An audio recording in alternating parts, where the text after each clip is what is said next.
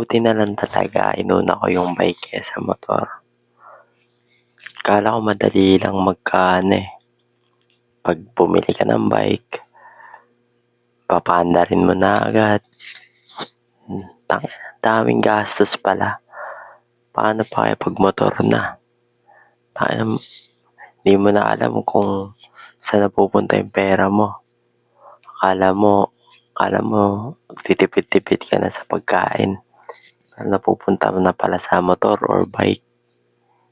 Putik na yan. Tapos ang malala pa, yung tropa ko na walang alam sa motor, bumili agad ng second hand. Tapos ang nangyari, hindi niya na-check. Tiwalang-tiwala siya kasi sa tropa naman niya yan.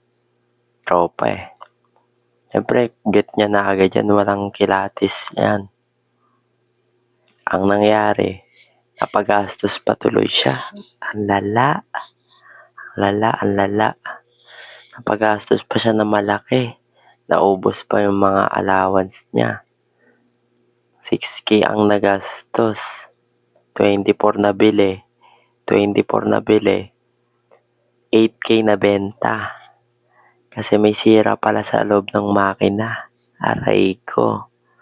Napakasakit nun sa bulsa. Tapos di niya pa nagamit. Napagastos ka na. Di niya pa nagamit. Lala. Lesson learn lang talaga sa ganun. Napaisip na lang ako ng buti na lang talaga. Nagsimula ako sa bike kaysa diretso motor agad. Kasi kung nagmotor agad ako, mapapagastos pa ako ng malala. Sa bike, mapapagastos ka rin naman. Hindi nga lang malala masyado. Pero nahirapan na rin ako kasi road bike yan.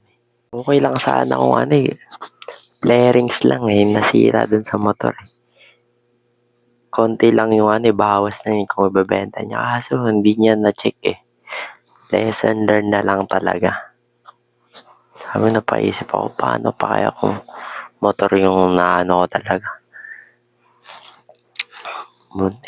Kasi yung motor naman talaga, para lang yan para sa akin Yung motor, para lang yan sa may mga ihatid, susunduin pang 2 tao.